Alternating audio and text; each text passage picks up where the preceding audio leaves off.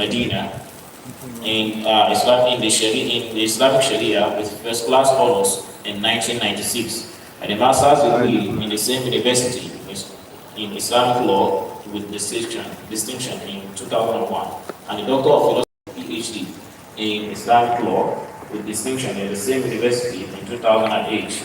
Professor Ilorin further broadened his academic and professional qualifications through a postgraduate diploma in education and providing guidance on religious, legal, and social issues affecting contemporary society. He has served in studies, NHAIS, and the Nigerian Association of Islamic Law Teachers, NAILT. Today, we are privileged to have him deliver our formal opening lecture with us. Other sisters in Islam, join me in welcoming Fadila to Sheikh Abu Wahab Muhammad Jami election.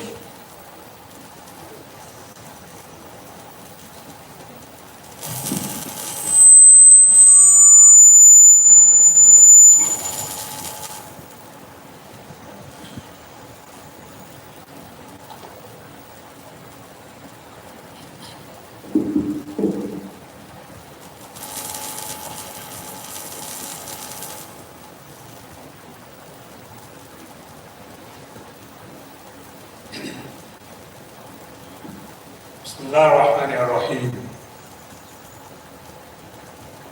الحمد لله رب العالمين الرحمن الرحيم مالك يوم الدين والصلاة والسلام على الأتمان الأكملان على نبينا محمد وعلى آله وصحابه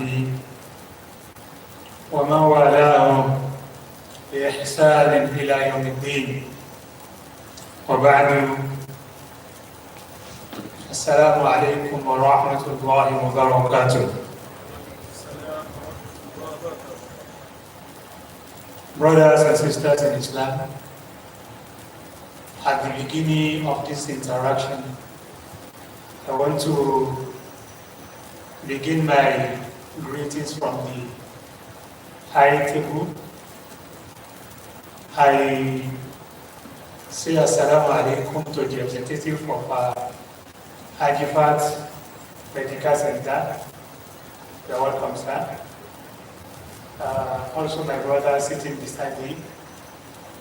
In absentia, let me greet and salute my Oga, Professor Wahab Halal, the SAN, Senior Advocate of Nigeria,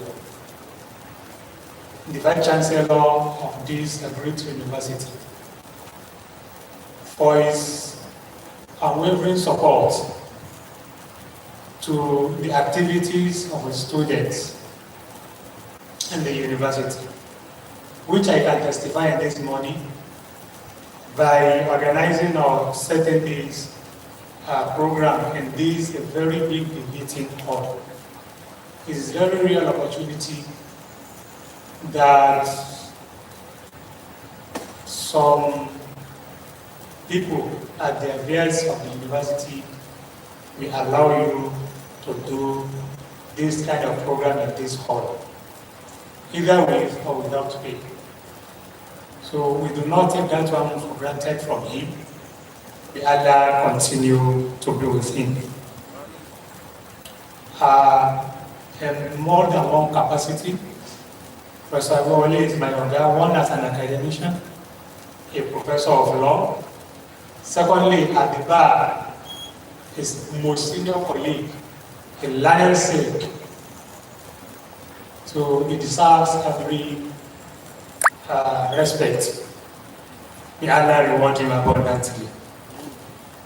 I use him as a contact to greet and appreciate all the principal officers of this great university. Having done that, I sincerely salute and appreciate the efforts of Namets. I think I pronounced it correctly. Is it Namets?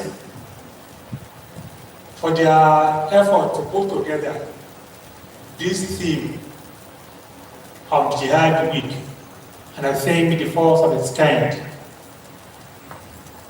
by saying seeking halal sustenance, navigating sustainable wealth. When I think Amir Habib Muqaddam to notify and extend the invitation to me and mention the topic, I said, wow, this is a very big, beautiful one. Because we need the topic, especially at this time around. And I will tell you why. So I salute you and the entire members of Namets and the organizing committee who worked tirelessly to make sure that this occasion becomes a reality. We thank Almighty Allah for giving us opportunity to witness today, and pray that may Allah spare our lives to witness more after. The topic of today, as I said, is very, very important, especially when we are addressing the future engineers in making. As Muslims, we live in this life but with purpose. The purpose was not designed by you and I. The purpose was designed by the Master, our Creator. Allah says, وَمَا خَلَقْتُ الْجِنَّ وَالْإِنسَ إِلَّا لِيَعْبُدُونَ. I did not create man and jinn unless to come and worship me on this earth. When Almighty Allah was about to create Adam, alayhi salatu wassalam, He said in Surah Al-Baqarah, أَيْذَا قَالَ رَبُّكَ لِلْمَلَائِكَةِ إِنِّي جَاعِلٌ فِي الْأَرْضِ خَلِيفَةً. And about to create Adam, He told the angels that I'm about to create a person that will engage the earth. But the Malaika, the angel, based on what Allah has told them, they politely argued and made their contribution that Adam and his successors and the children, they will likely do mischievous on the land. But Allah told them that no, inni a'lamu ma la ta'lamun. I know what you do not know. Who knows? That maybe what is ongoing now on the earth is what Allah subhanahu wa ta'ala was referring to. Then, having created this world, Almighty Allah said categorically that He Himself knows each and every one of us, and He knows what we are going to be doing. Allah says, Allah ya'lam man khalaqa wa huwa al-latifu al-khabir. Allah said, I am the creator, I am the manager, I am the manufacturer. I know you better than you know yourself. Even think you are addressing expert in engineering. I'm not an engineer, and I'm not pretending to be an engineer. I'm not an engineer, even though I wish that I too align myself with you. It is not even too late. You are the engineer.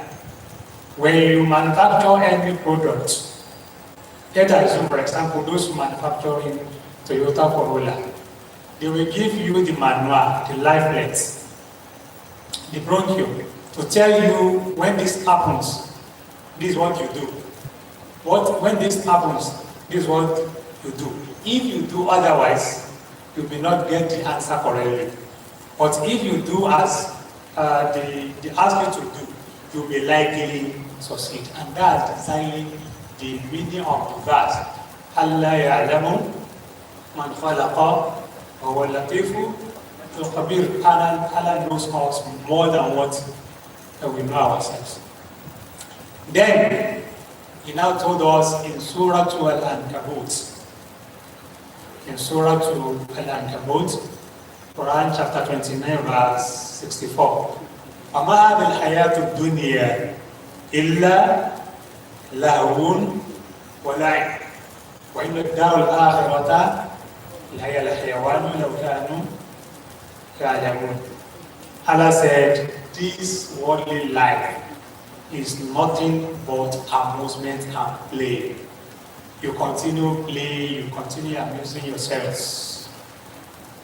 No matter how long you stay in this life, life is minimal. This worldly life is terminal. But Allah says, وَإِنَّ الدَّارَ الْآخِرَةَ. Allah used, the first he said that this worldly life, he didn't use that for it. That means we don't have hope in this life. And he said, Dar al-Akhirah, the last home indeed, where you will extend and enjoy the last peace with his peace, to be that Allah count us among those who will enjoy everlasting peace, or otherwise God forbid. So this is why this topic is very, very germane. As Muslims, Allah created us for purpose, and we must not go astray from that purpose. We live in this world. We'll be eating, we'll be engaging, we'll be seeking for material, which is halal. It's not haram for Muslims to seek for material, for provisions. And that is I think it is motto for this Namets. يَا النَّاسُ كُلُوا مِمَّا فِي الْأَرْضِ حَلَالًا طَيِّبًا. From this verse, you can see the calling, Ya ayyuhan nas. This is universal. Allah did not call only Muslims. He didn't say, Ya ayyuhal ladhina amanu. At times, if Almighty Allah addresses only Muslim or Mu'min, we say, Ya ayyuhal ladhina amanu. Like in Surah Al-Hujurat, we have about Ya ayyuhal ladhina, about 5 or 6 of them. Out of 6, 5 of them were being directed to only Mu'min. يا أيها الذين آمنوا اتقوا الله حق تقاته يا أيها الذين آمنوا لا تقاربوا بين يدي رسول الله يا أيها الذين آمنوا لا ترفعوا أصواتكم فوق صوت النبي يا أيها الذين آمنوا إن جاءكم فاسق بنبأ فتبينوا يا أيها الذين آمنوا لا يسخر قوم من قوم عسى. Until when it comes to the universal address, he said, يا أيها الناس إنا خلقناكم من ذكر وأنثى وجعلناكم شعوبا وقبائل لتعارفوا إن أكرمكم عند الله أتقاكم. So there is no distinction between Muslim and non-Muslim unless we're pious. But only Muslim can be described as a pious person. So this is why this topic is very, very important. We live in this world. As I said, we compete. Do we say we compete or we complement our other colleagues where we live? But what demarcates Muslim from non-Muslim is that you have dictations. You have do and you have don't do. And only do is anything that leads to halal. Halal is lawful thing, the thing that is good, that is permissible. And unlawful things is haram. So that means that's why we have al-halalu wal-haram. Muslim scholars, they have done a very good job on discussing what is halal and what is haram. So we have two groups, 2 legs, halal and haram. And thank God, halal is being clear, as we have it in hadith, where the Messenger of Almighty Allah sallallahu alaihi wasallam said, In al-halala bayyinun. What is pure, what is halal, what is good, is clear, is apparent. Wal-haram aydan bayyin, in all its forms. Number 4, that we should not worship Almighty Allah except through what has been legislated by Almighty Allah or by the messenger of Almighty Allah. By this understanding, we know that as a Muslim, I must submit to Almighty Allah, and that covers to understand what Quran says, and also to follow and do what Almighty Allah asks me or any one of us to do.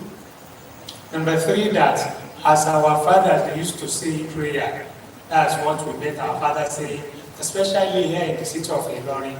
May Allah continue to protect and preserve the city of Ilorin and the city of every one of us. We used to say in Yoruba language, in our language, Ọlọ́run bẹ̀bíjà ṣàìtọ́n nílẹ̀, paná Adébọ̀rẹ́, paná Adébọ̀nà rẹ̀, Agbésúnà Nẹ́bísọ̀rọ̀. This is the 3rd leg of definition of Islam. That means our fathers perhaps they even understand what Islam means than some of us today. Since when have we been saying this prayer, may Allah continue to reward them abundantly, to forgive those who have passed away among them, and to energize and reward those who are remaining with us. Then number 4 is that we should not worship Almighty Allah unless through what He ordained, what He legislated, what He permitted, and that's where this topic falls in. So now, the next point is the definition of halal and haram. Halal in Arabic language denotes what is lawful and permissible. Drinking water, water itself is halal. Drinking water is an act. So act of drinking water is allowed. So we say water is halal. In Arabic language we say it's mubah. That's mubah. What about drinking water? So if water is mubah, is halal, drinking water is also permitted. You say jaiz.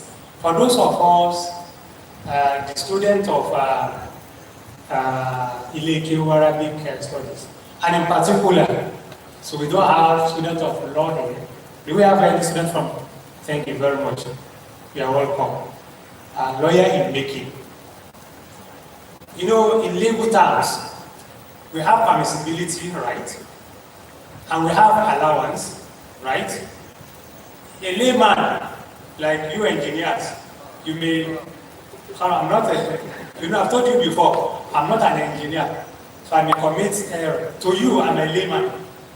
Am I not? Yes, I'm a layman, and I agree to you. When it comes to legal terms too, also we should agree that we are a layman. So now you can see the difference between ibaha, that's allowance, and permissibility. So permissibility relates to our own action. Why ibaha relates to the particular thing we are doing. Okay, water is halal. Drinking water is permitted. Okay, what about khamuru? Khamuru is alcohol. Khamuru itself, is it halal or haram? Haram, thank you very much. What about drinking alcohol? Huh? In principle, it's haram. That is ordinarily drinking haram. Drinking alcohol is haram. That's the original law. But in case of necessity, what will happen? To be allowed, that prohibition will be suspended. We call it license. So this is the demarcation between halal and haram. Then how do we know what is halal, what is haram? Who will tell us? Almighty Allah will tell us, the Messenger of Muhammad will tell us, and also Ijma, the consensus of Muslim scholars, will tell us. Not individual will tell us that this is allowed and this is not allowed. The Tafsir of Quran, Quran chapter all mankind eats of what is on earth, lawful and good. Yaga nasu ulubima fil ardi halalan tayyiban, which is I think the motto of this Namets. In that verse, when I saw the verse used, I said that's very good. In another word, if let's assume that engineer students they want to choose higher, why can't we use the verse هو أنشأكم من الأرض واستعمركم فيها. Almighty Allah created you on this earth and assigned you the duty of developing the heart, constructing the heart, planning the heart, manufacturing the heart, and use others. These are also permitted. But the verse used by Namet is very, very relevant. Because at the end of the day, all what we are doing is it not because of consumption.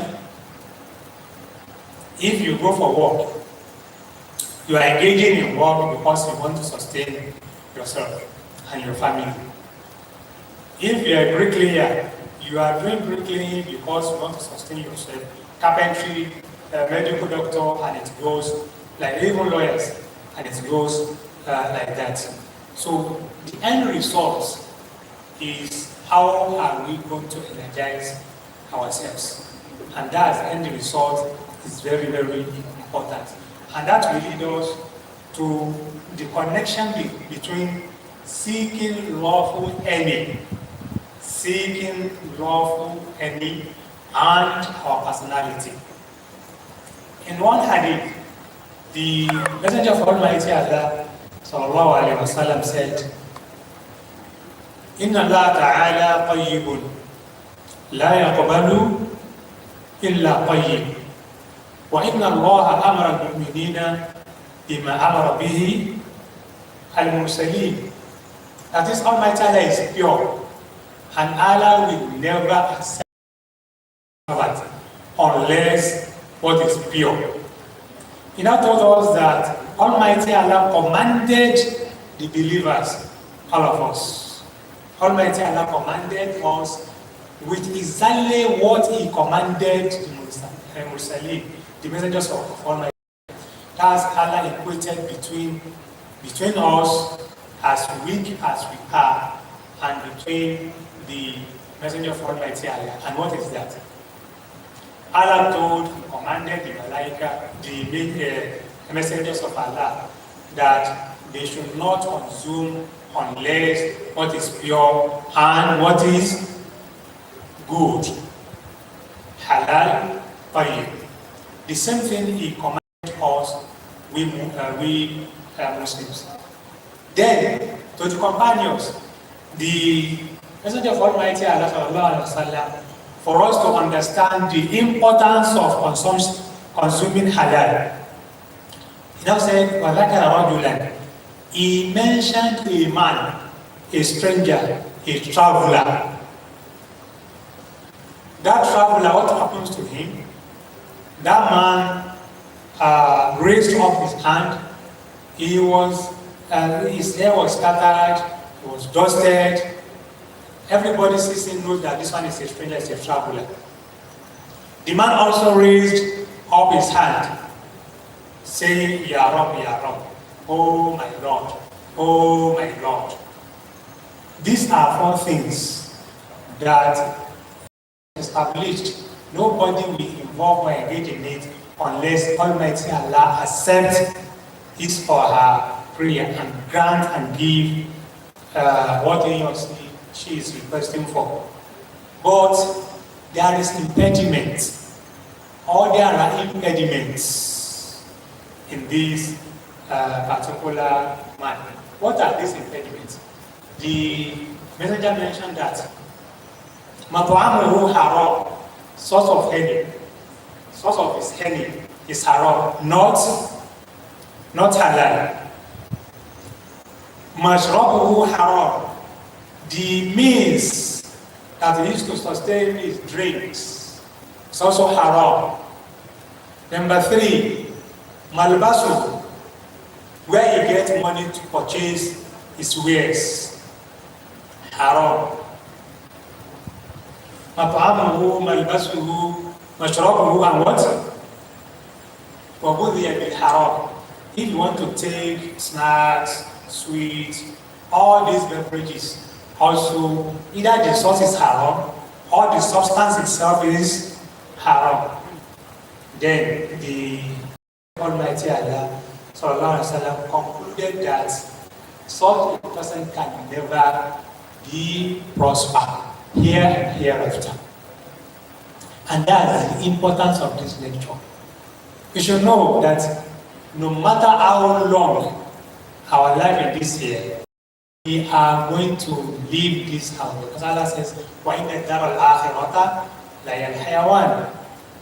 And I think nowadays, somebody was telling me that a grandmother died, and she spent about 107 years, and people celebrate that age. I think it deserves celebration. 107 in this our life. But who knows? Maybe the period that she is going to spend in the grave will be more than that. Don't forget, some people were already in their grave since about 1,000 years ago. Maybe we read that somebody died. When was the Abu Siddiq radhiyallahu ta'ala anhu? When was he died? The first Khalifa, I'm asking the Namets, maybe we stage a quiz competition. So what I know is that the last Abu Siddiq radhiyallahu ta'ala anhu died at the year 12th Hijrah.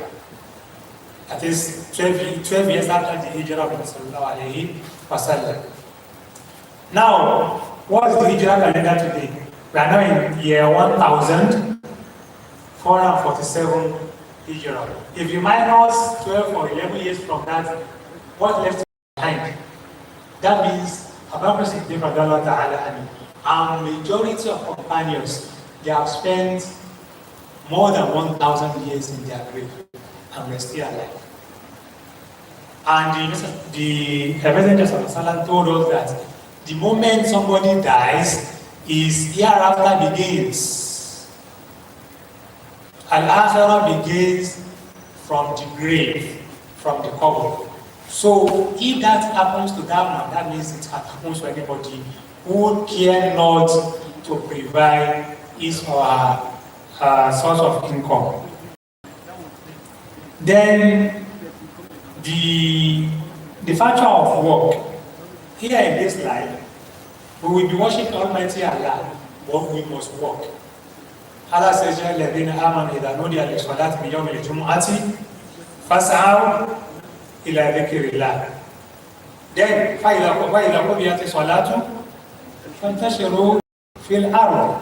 Al-Imam Yusuf Qaradawi, rahimahullah, that celebrated Muslim scholars, said it appears that Almighty Allah is telling us that all of you Muslims, you must engage in one activity of trade or other. Nobody should sit down order. And that is why it was authentically reported that Honorable Khattab, during his lifetime, whenever he observes that youths, after observing prayer, somebody is sitting inside the mosque and engaging in whatever he or she is engaging in, he will chase him or her out. And in fact, at times he used to flog them, and he will tell them that you know that ordinarily in the summer the sky will never rain down the gold. So you have to work, and the working is what we are preparing ourselves to. As a student of engineering and the Quranic mandate of development, Muslim scholars, Al-Imam al ibn al-Barri, rahimahullah, al-Imam al-Ghazali, rahimahullah, al-Imam Mawardi, and many Muslim scholars. They discussed sources of honey. Sources of honey. There are many, but they emphasized on four majorly. Four sources of honey. The first one is Azira, agriculture. The second one is Asina, manufacturing. The third one is Atijara, trading, trade and commerce.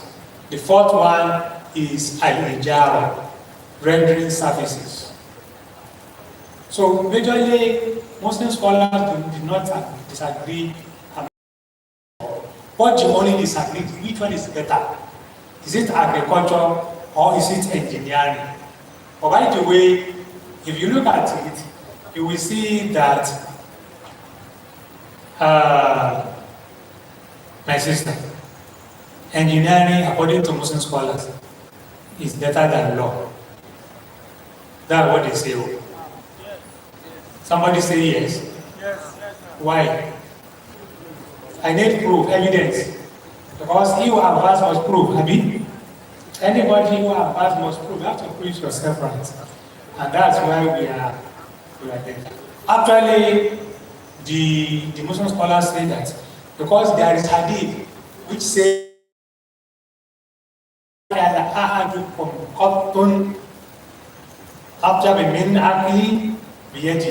the best among you is the one that eats from what he earns, from his hand work, creativity.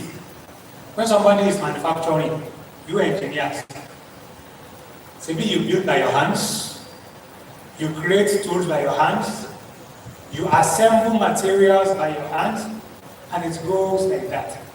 So that falls under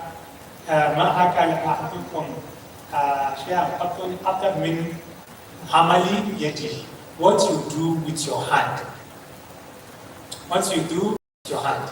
And that's why I think somebody that manufacturing may be even better than Zira. But Zira is the most prestigious work. The better one is Zira, followed by agriculture. So I congratulate you, students of engineering, for this. If you know before, so thank you very much.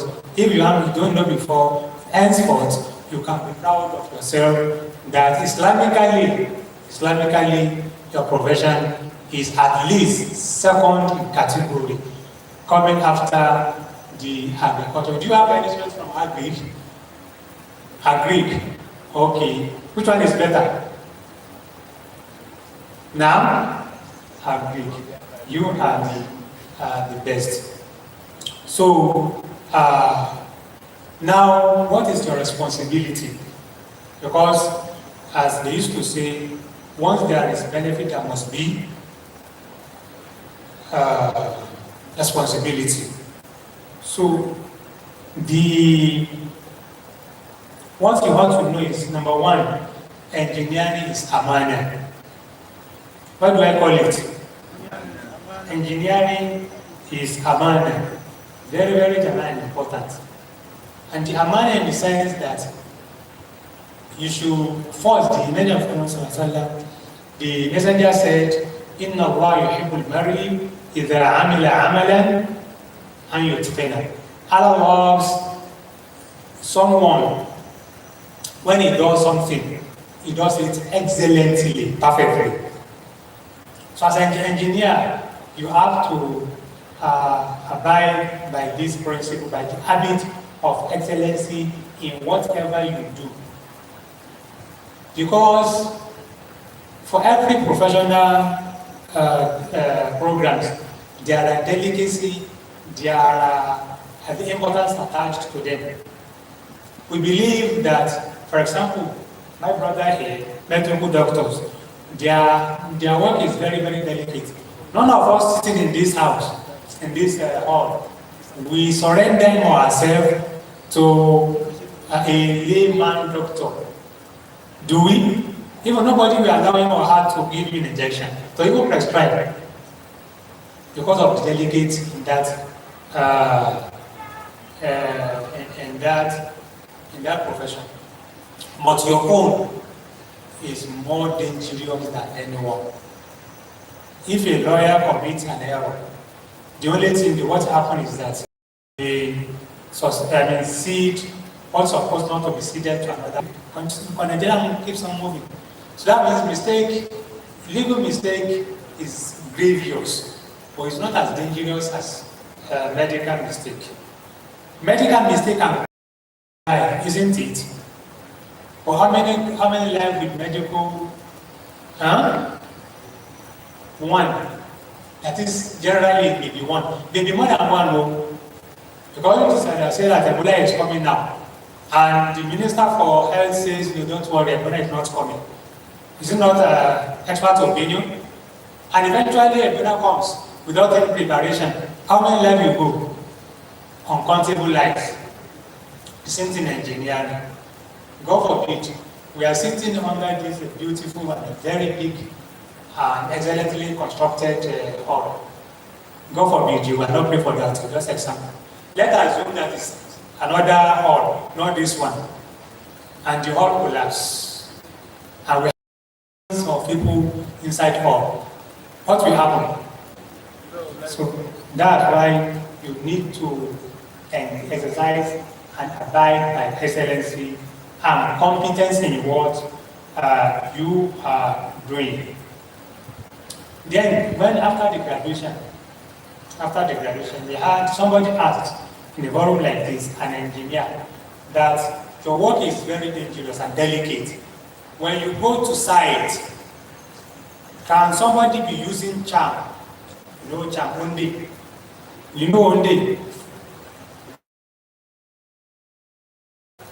Use traditional affair or something, so that when you are at the top of construction building, 15-story buildings, and the elevator suddenly falls, so you can just fly yourself by a ferry, isn't it? It's not allowed. No, that one is not allowed. Muslim engineers should not do. There was a time during the time of Allah Sallallahu Alaihi Wasallam, the messenger saw a man holding charms in his shoulder, and the messenger asked him why, and he told him that he is just holding and hanging it in order to protect himself from evil. And the messenger told him that, remove it instantly. If you die with these charms on your body, you will never enter paradise. Rather, you will enter hellfire confirmed. So please, as Muslims, don't let it. Some will ask you, I've seen somebody that, okay, at times if you use charm, it may work and it may not work, right? Okay, if as Muslims that keep on staying at the car room, does that say that something unpleasant will not happen to you? It may, because Father will come, whether we like it or not. But the benefit between the two is that if after staying at the car and still you encounter and God forbid unpleasant something, you will know that you have done what you're supposed to be doing. And also you will get reward of your activity. And at the end of the day, you will not be punished. But if somebody dies while hanging charm, the messenger told him or her that he or she will enter paradise. So we have said that you need to exercise excellency in your activity. So we have talked about this one, barakah in wealth and achievement. What we want to know is that barakah does not mean how many years or how many how it takes, but how excellent he or she is That what bring barakah and adherence to the law of Almighty Allah. Once somebody does that one, that's barakah. And let me tell you something. I don't know whether it happens to engineers or not. But in legal practitioner, in legal practice, in our own profession,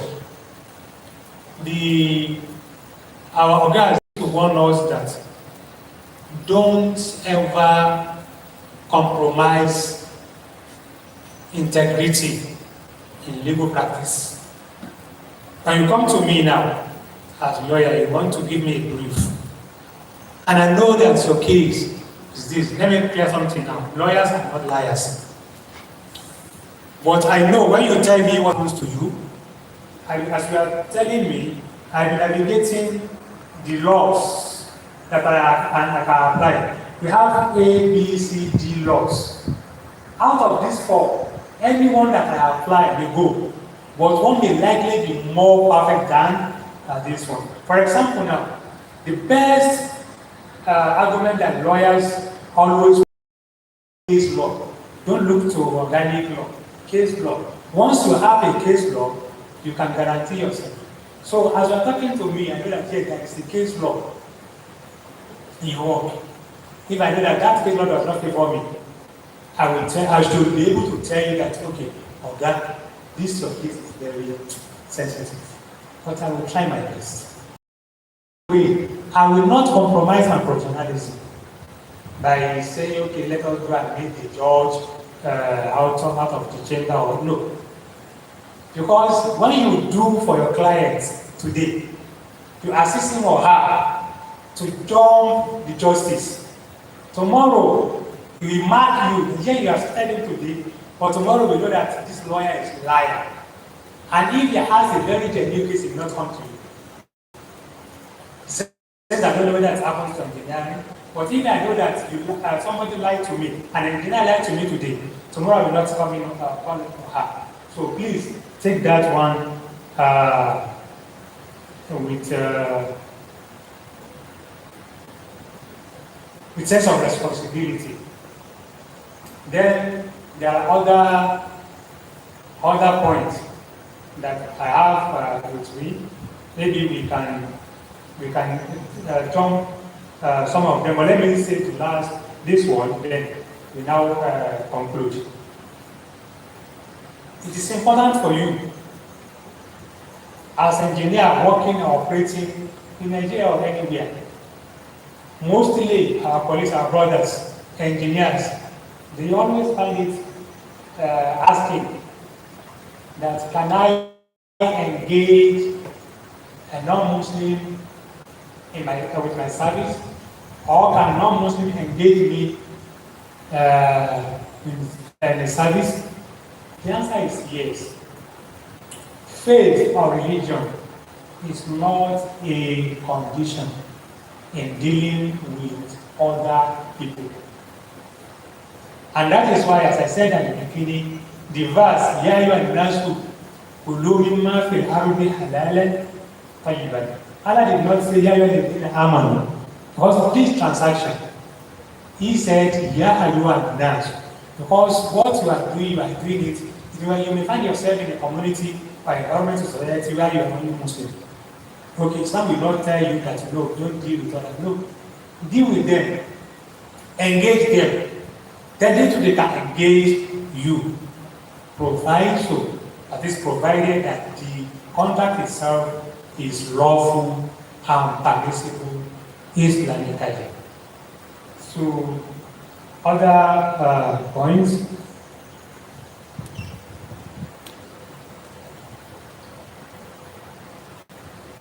Will be maybe at the question section if there are questions. Let me see. So in the conclusion, I said the Muslim engineer stands between opportunity and accountability. Muslim engineers, the future engineers, you stand between opportunity and accountability. Opportunity is what you have in this world. Then accountability is what is waiting for you hereafter. Between worldly sources and divine boundaries. Sources in this life, yes, we are all yearning for it, and the sun does not put limits to our sources. But please don't forget define boundaries. Therefore, 6 lawful earnings, uphold professional excellence, serve society faithfully, avoid corruption and injustice, and remain conscious that every action will ultimately be judged by Almighty Allah. And Allah told you that alaysa Allahu bi ahkam al-hakimin. True success lies in combining professional distinction with righteousness and preparation for the hereafter. May Almighty Allah make us among those who listen to guidance and follow the best thereof. May He grant us ability to recognize the truth as truth and help us to follow it. And may Allah help us to recognize false truth as falsehood and grant us the wisdom to avoid it. May He not allow matters to become ambiguous to us, lest we fall into errors. Thank you very much again, and I pray that the Almighty Allah bless your effort, put barakah in what you do, and grant you success in your endeavors, academic endeavors, and religious endeavors. Barakallahu fina, subhanaka wa hamdik, shalla la ilaha illa ant, astaghfiruka wa atubu ilayk. Assalamu alaikum wa rahmatullah. Can we say there's one more hand to our father in the video of the lecture? He can do better than this. The Prophet ﷺ said, should someone do you a favor and you observe that you can't return the favor in line with the same quantity which the favor has belonged to you, the best thing you can say to that person is Jazakumullahu khairan.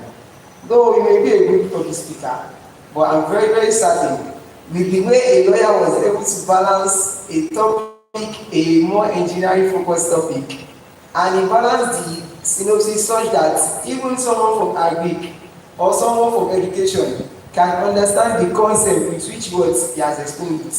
Combining different principles of engineering and law together is not something that is worth doing. It's not something that is so easy to do, except that you have the experience and the excellence in doing such things. So I'm very, very certain we may not be able to do justice to the topic if we are to exercise ourselves. So the best thing we can do is to say Jazakumullah khairan. So I'm expecting that for me to say it aloud. Jazakumullah khairan once again.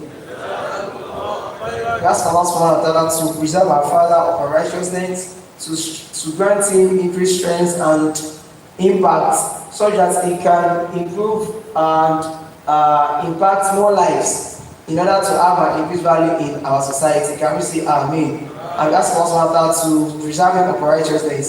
And so inshallah, I'm going to welcome one of the dignitaries on seats. And when he entered, he was meant to be on the item. Inshallah, I want to recognize him. So with the presence of Ustaz Abdul Rahman, who serves as the current editor of the MSSN, the University of Ilorin Editorial Center, Editorial One. So can you please say Assalamu alaikum to the outside?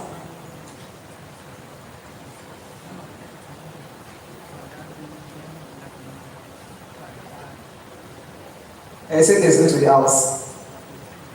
Wa alaikum assalam wa rahmatullahi wa barakatuh. Those are one of the habits of our good people. So they try to abstain from how would I use the English?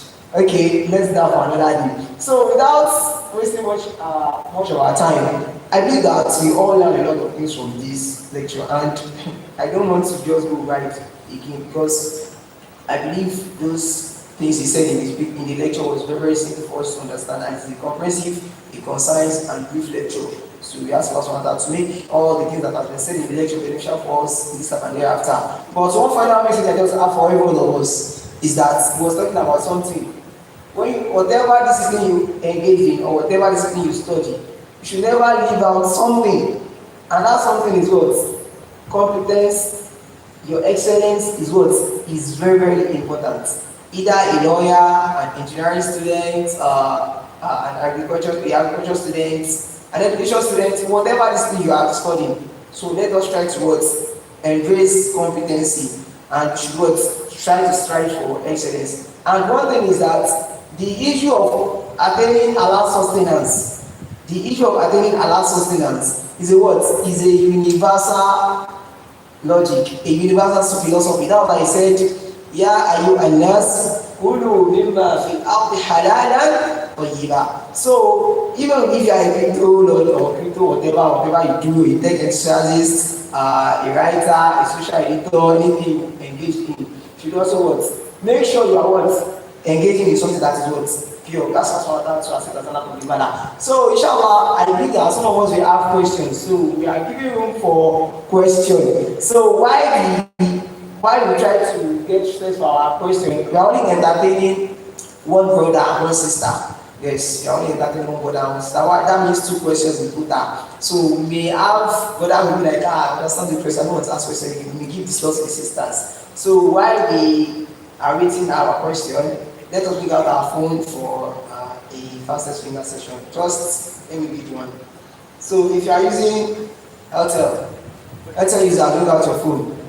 Airtel user, bring out your phone. But this time around, I'm using it with back to read. I'm using your back to read this time around.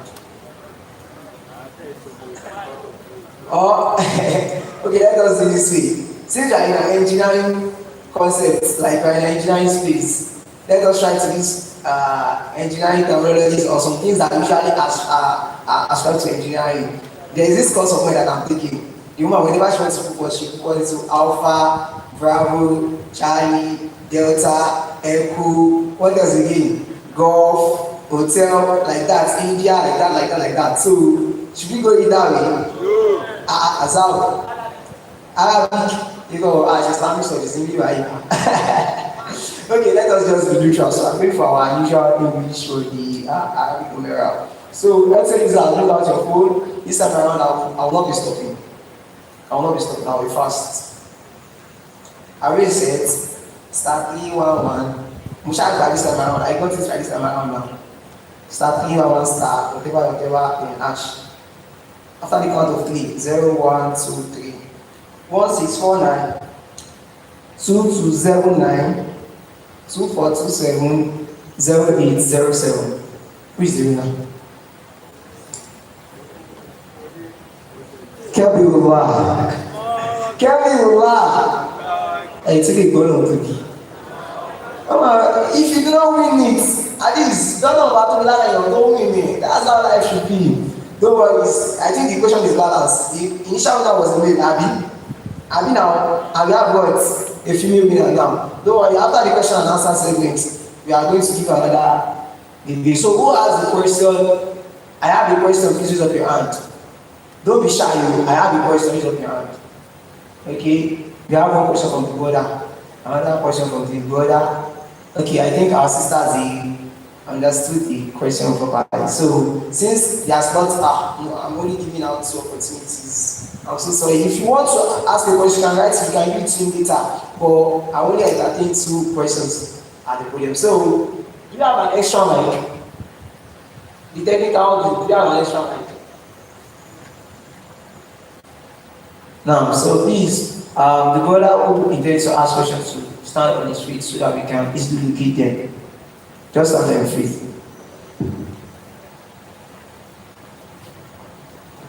So in the same sense, we should prepare to listen to the outtalk from the representative from Adifa Medical Center, the person of Dr. Akoride Kami. So we welcome your presence once again to our gathering. As well as one to preserve your righteousness. So question number 1. Now, according to your lecture, you see one of the criteria to measure somebody doing is for him to be excellent and following the permissible rules. So is there a way somebody can measure the excellence? Is it go by the normal school marking, that's what you pass, or is there a measure of how you measure the excellence? second brother. Maybe we should take the questions once.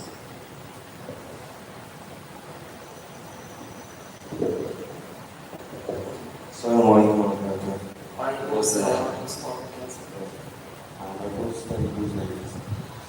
an engineer, you are offered a work, and the estimate is maybe 1 point something, and you add up an extra money like 500,000, 2 million. So is it good? Is it an around way? And like 500,000 you add up, is it around?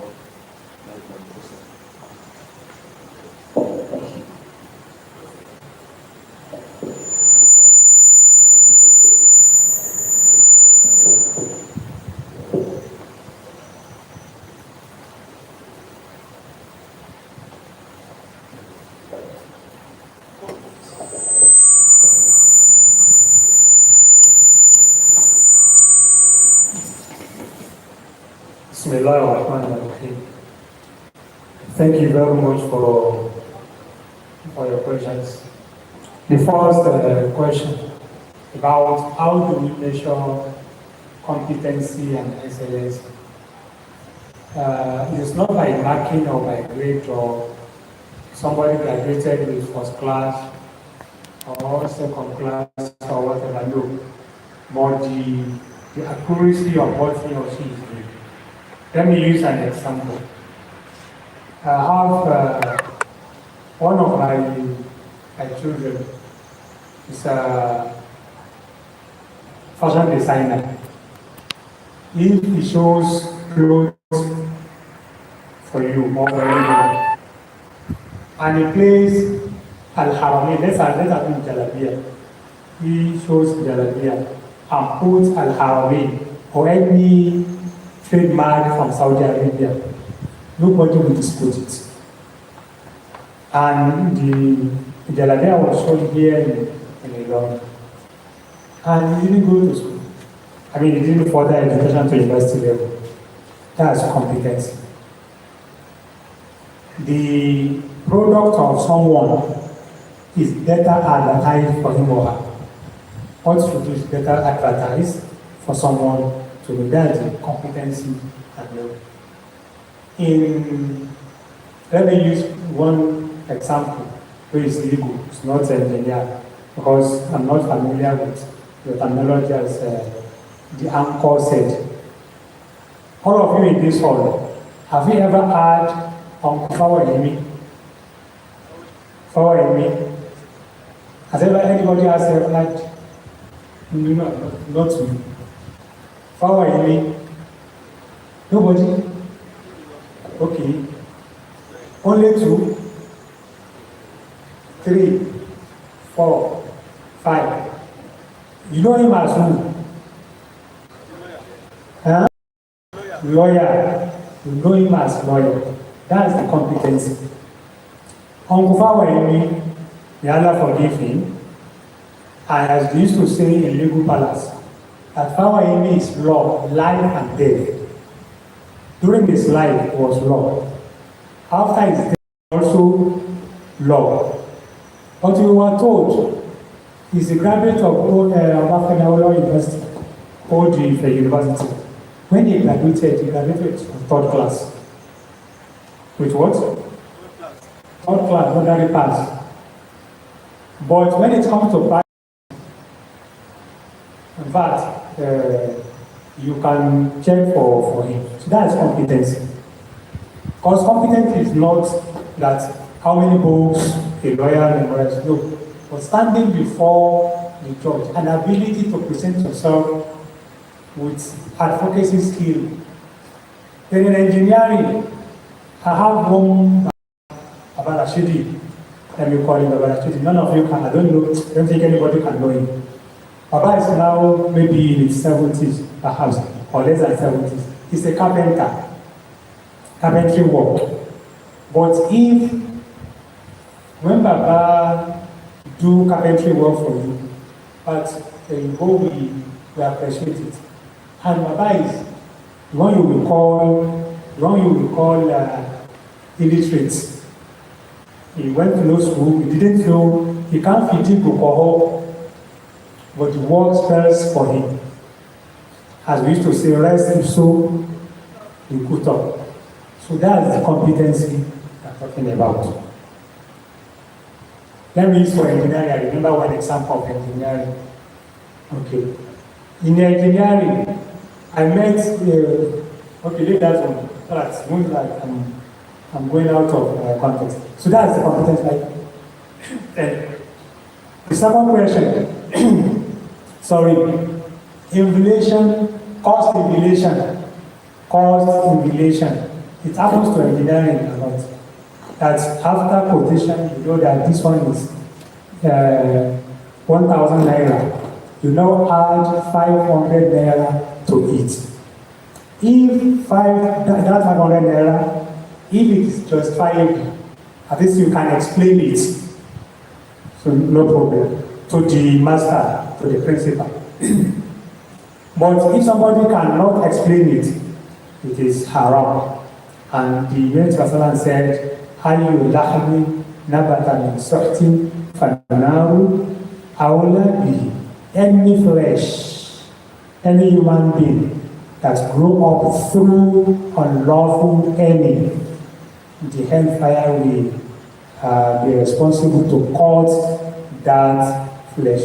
So please, it is part of amana.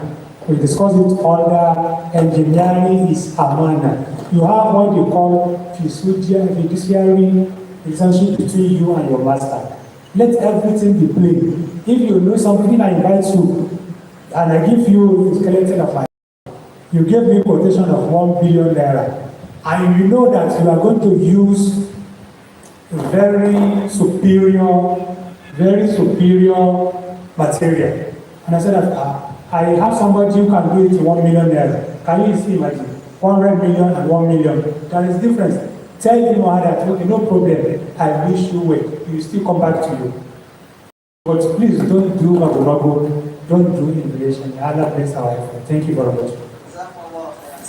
Just to the answer. And I don't know if that person that asked the question is an engineering student. So just in case, as you know, beyond engineering, we have engineering law, we have engineering economics. So at the end of the day, we are going to do engineering economics. So all those things regarding evaluation, cost benefit ratio, cash flow diagram will be taught. So you don't need to stress. So great engineering once again now. Subhanallah, Imam Ashibasha. Great engineering students. Mashallah for one of us. I'm welcome to the class. So inshallah, we are moving on to call our representative from Actual Medical Center, the person of Dr. Akorede Kamil. So within the span of a few minutes, going to address what we need to understand health and ethically when it comes to medical attention. As you know, in engineering practice, there's something we call safety first. I mean, our great lights. So engineering first, we try to prioritize safety. So we are going to welcome to give us the address. Assalamu alaikum wa rahmatullahi wa barakatuh. The anchor at the beginning of the program said, because I've actually learned a lot today, he said if someone says Assalamu alaikum wa rahmatullahi wa barakatuh to you, if you cannot respond at that pace, you should be at the same pace or higher than that. So once again, I'll say Assalamu alaikum wa rahmatullahi wa barakatuh. Thank you. I have just 15 minutes to speak with you. My name is Dr. Akorede Kamil. I'm the Chief Medical Director of Actual Medical Center. Please permit me to recognize our distinguished keynote speaker, in person of Professor Abdulwahab Muhammad Jamil Eleshin, the Dean of Faculty of Law. I want to actually commend Namets executive for bringing a renowned scholar, a distinguished academician, and maybe all of you did not pay attention to his citation, but I was particularly intrigued by his achievements. He has really done justice to the topic that was given to him. And on behalf of all of you, because I don't think you people really appreciated the way he has done justice to the topic. I will say Jazakumullah khairan, sir. Please let us say Jazakumullah khairan to him. Because I actually learned a lot. As a medical doctor who has actually been practicing for over 10 years, I learned a lot from him, especially when it comes to applying Islamic teachings in our field of practice.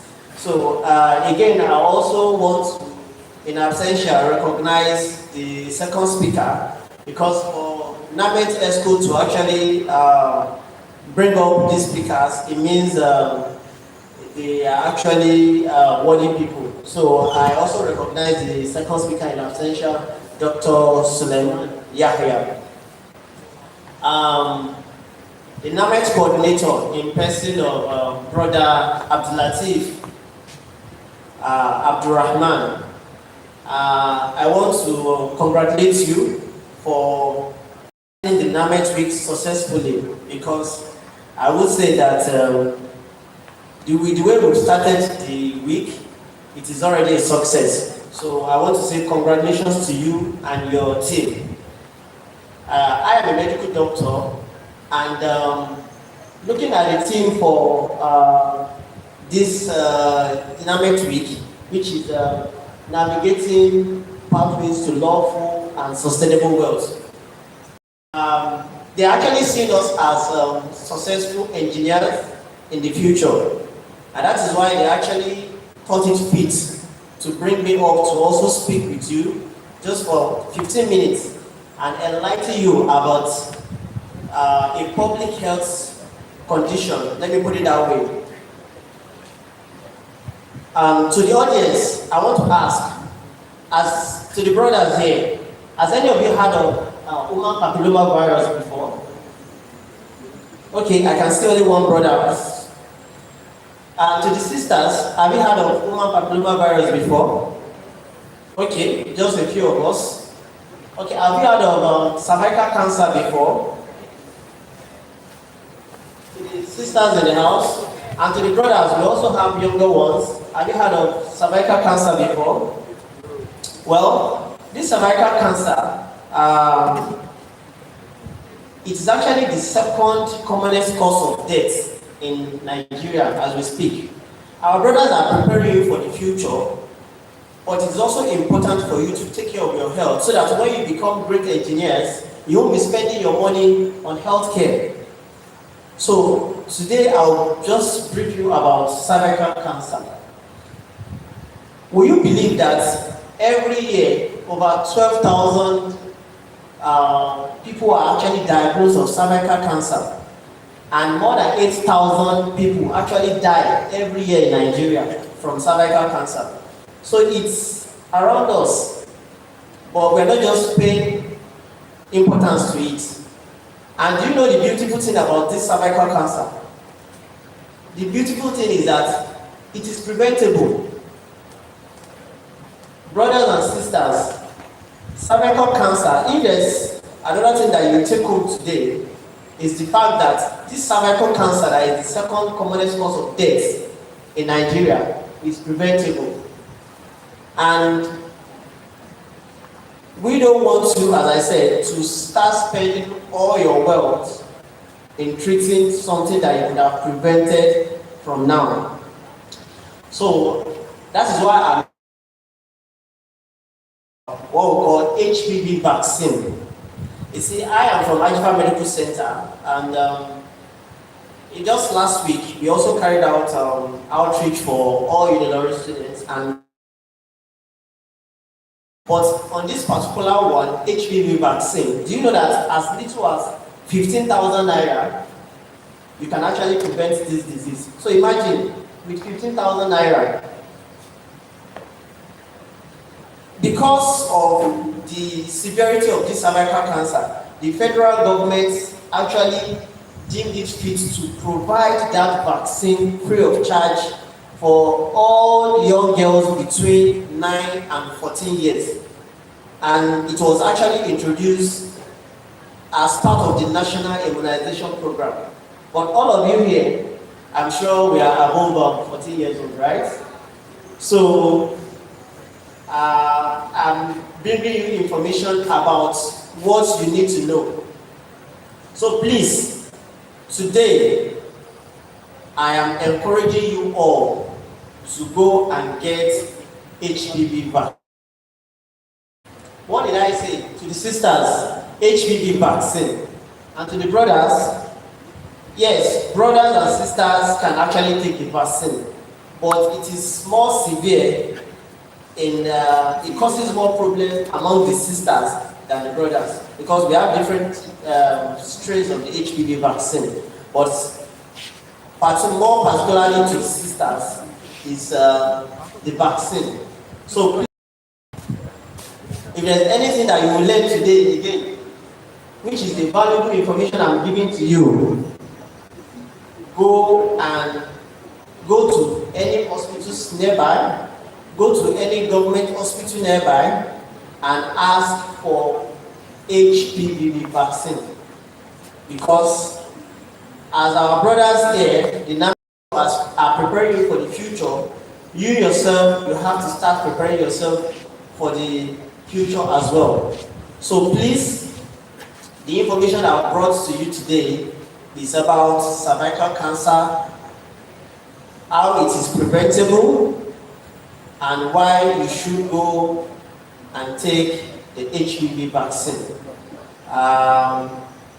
As I said, I'm actually the medical director of Ashfa Medical Center. Many of you that actually, the hospital is along the University Road on your way to the school. It's a very big building, mighty building, you can't miss it. So you can go to the school clinic, ask about the vaccine, or you go to any other hospitals and ask about the vaccine. So once again, I'm actually conscious of time, because I did not come here today to come and speak. It's just to come and enlighten us and call our attention to a very important health issue that we can all prevent. Once again, I want to say Jazakumullah khairan to our distinguished speaker, who has actually dissected the topic, because as I said, I really learned a lot. And even from the question that your brother asked, the way he answered it, I learned when it comes to inflation of prices, is the society we found ourselves. But again, we still need to, as much as possible, stick to the teachings of Islam. Once again, Jazakumullah khairan, sir. And to everyone, I'll say Assalamu alaikum wa rahmatullahi wa barakatuh once again. Can we say Jazakumullah khairan? Can you say Jazakumullah khairan better? At least, in addition to what we need today, you've had of cervical cancer. So we can go home, check it out, or if you are a medical student, as a friend, or as a coursemate, or as a hostel mate, you can ask that person what it's about. Then you can just take the necessary measures to abstain from it. Just as my school mother usually says, she's bound to see this thing. It's the usual say is prevention is better than cure, right? Yes or yes? Yes or yes? Check and neighbors is important, JD. I'm just joking. So what I'm trying to say is that she usually say the usual saying is prevention is better than cure. I mean now, but she refined it by saying prevention is cheaper and safer than what? Cure. For example, a student is meant to study for one semester and just make all his papers. In order to prevent failure, he or she needs to study at least a day, 1 hour at the bare minimum. But he was like, oh, let me try it today, let me try it today. Instead of reading, he or she refused herself to do other things. Now, that person is not preventing academic failure. At the end, the person fails, repeats that course. If he is not taking, repeat that session. In that manner, she's trying to, he or she after failure will try to make up for academic excellence, right? By doing the course, which is a carryover. And the funny thing about carryover, if you have A in that carryover, if you have A in the carryover course, is equivalent to having D in the course normally. Can be one. Now, maybe not experience carryover, but the explicit explanation of time is that if you fail a course, you now redo the course again. The equivalent factor of having A in the course after reading is what? Having B in the course initially, and it's going to add up to your results. So in that manner, I think that person has prevented academic failure by just trying to study the best he or she can do.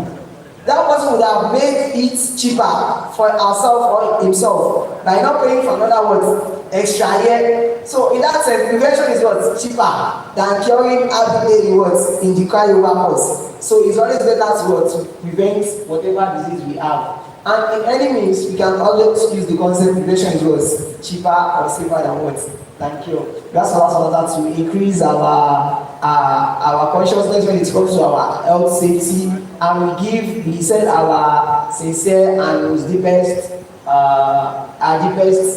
gratitude to Dr. Akwede Kamo for that key enlightenment. That's a lot of that to increase the workload and income of your company as much as desired. Can we say I'm for Akiba Medical Center? I was still there yesterday, but I was not single.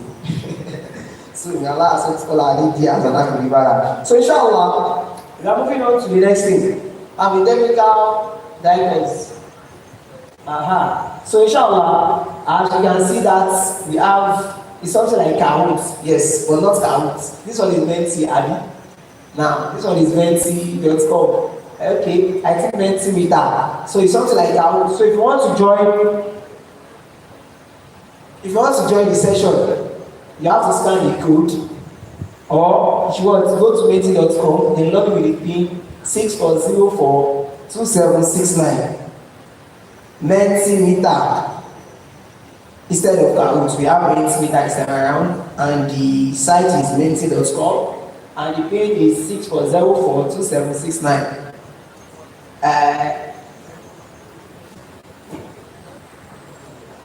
So we have 20 players already. Okay, 30 now. Let's do well to join.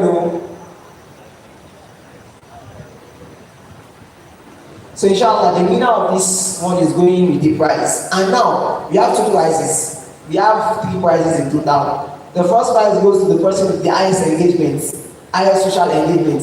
That's what I told you. As you are currently seated here, take a snap of you or of the environment.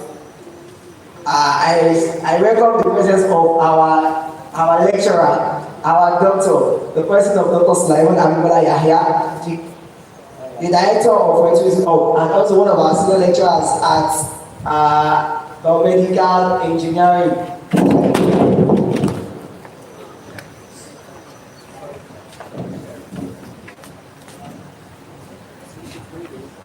So we welcome his presence, sir. So inshallah is going to handle the second keynote speaker. So technical directors, we are waiting for you.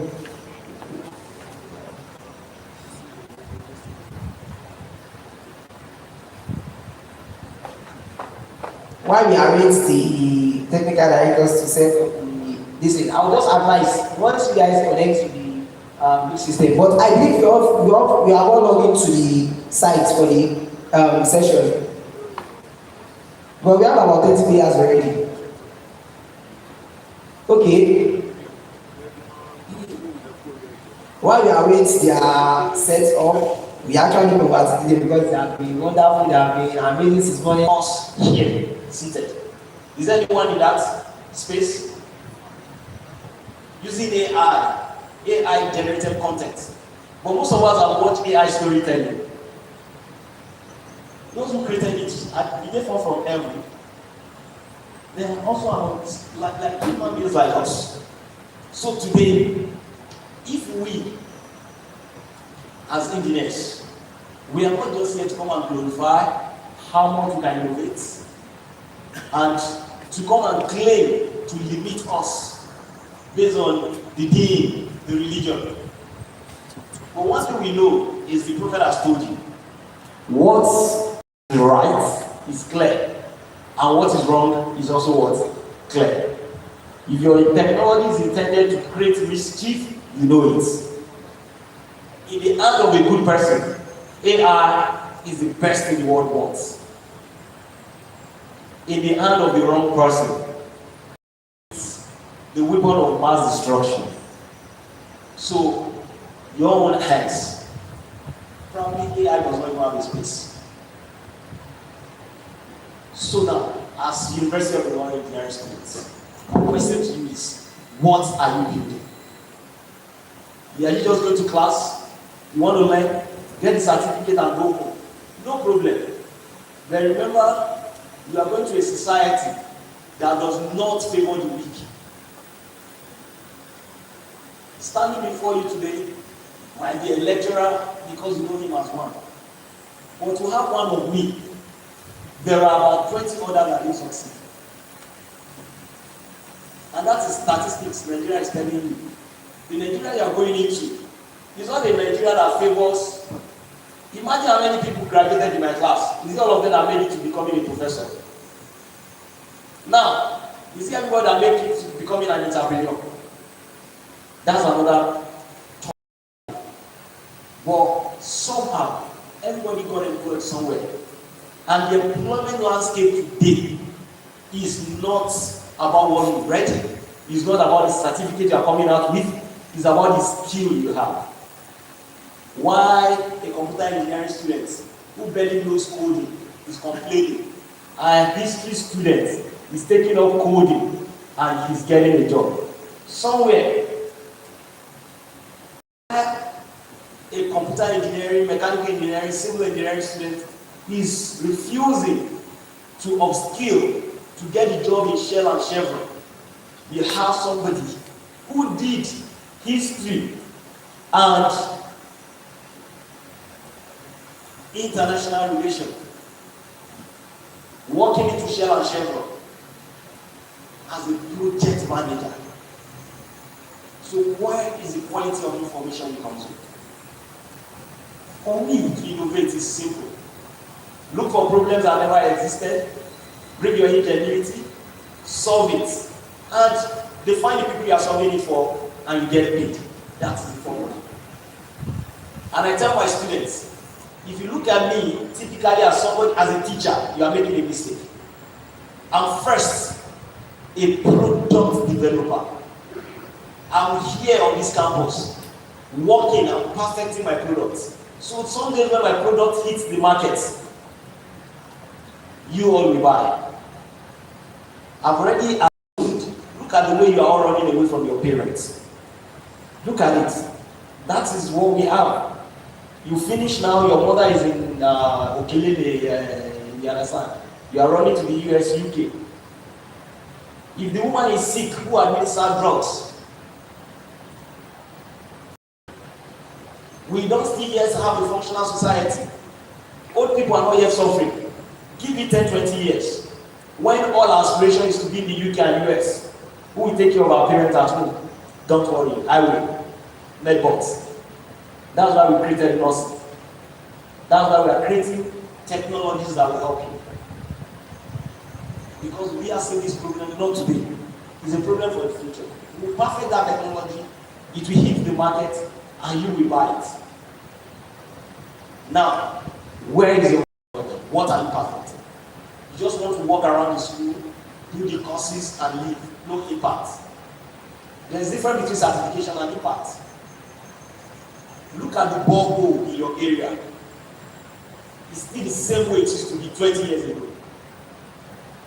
Where is your solution? What can you bring to your mosque? What can you bring to your classroom? But people will say, this is because of Brother Taufik we have it. Today, these solutions are bound. So definitely, innovation is no longer a problem. Because I give the example. Somebody bought a coffee. How do they sell coffee? Hot or cold? Hot. But the person put the coffee in between her legs. And the coffee poured and hurt her. And she sued the company. Right? For what? For selling her hot coffee that burns her. It's there on the internet. Read the news. She sued them for more than 50 million US dollars. And somehow they got settled. The company lost the case because we didn't tell her that coffee was hot. So somebody innovated that content in the coffee is hot. Writing that on every coffee cup is now the innovation, is the right of that person. If you sell coffee today and he or she can't teach you, write content hot or hot inside, you have infringed on the patent. So you have to pay. Now, just telling people the coffee is hot is an innovation, because before he said it, nobody ever thought about it. He thought it was general knowledge. Let's continue on that coffee cup example. Another person have felt, what if we had covered this cup? Would the coffee have spilled and burnt this person? Definitely not. Then he created a coffee cover for. We would have not said, maybe there used to be cover on our mugs and our cups at home. But nobody ever documented this as an invention. This person now walked into the patent office and documented it. They have created a cover for paper cups used to serve coffee. And this is my invention.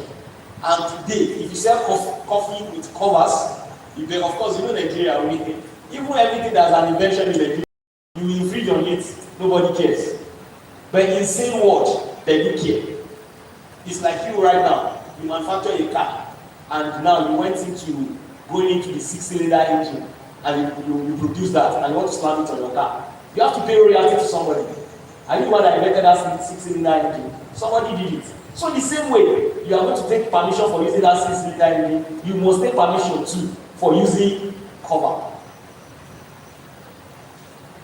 And now, the biggest invention of the coffee example. Somebody now saw this cover. Sorry, I'm stressed out. I could not today. I'm really sorry. You know, we've been doing this. Yesterday we were here. How many of you witnessed the presentation yesterday? Okay, thank you so much for coming. This morning we are just coming from another and now we are here. So the cover of the coffee. Now, there is a problem. You know what we call internal pressure and external pressure? You understand? Now, the differential of those pressures, what happens? Causes force, inner. So the inner cup, which has a higher temperature against the outer, now draws the cover there. So what happens? As soon as you struggle to open the cover, it comes with some coffee in it. So somebody felt, we don't need to open that cover before we drink coffee. The invention of that was called the invention of the year. And then what that invention was, he put a hole on the cover. That's to tell you that you don't need to think too much. I've given an example some places. Look at the hijab you are wearing right now. You want to wear a different dress and you don't want to change this hijab, you love that hijab so much. Can we actually have a hijab that changes color? Like you are wearing a blue dress, let the hijab just come out in blue. Why do we still wash clothes?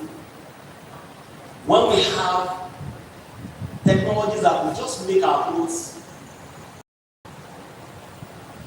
death resistant. Why do you have nanotechnology? All this, you can take something from another place just by putting your own difference, make it different. You have come up with innovation. But then you must think, how will I go flood the law of ethics? Am I stealing this? Am I doing it right? And what's my intention of doing it? I once went to several country company, the way they generate lights, they pull sawdust into some machineries, into fire. Sometimes they get plugged.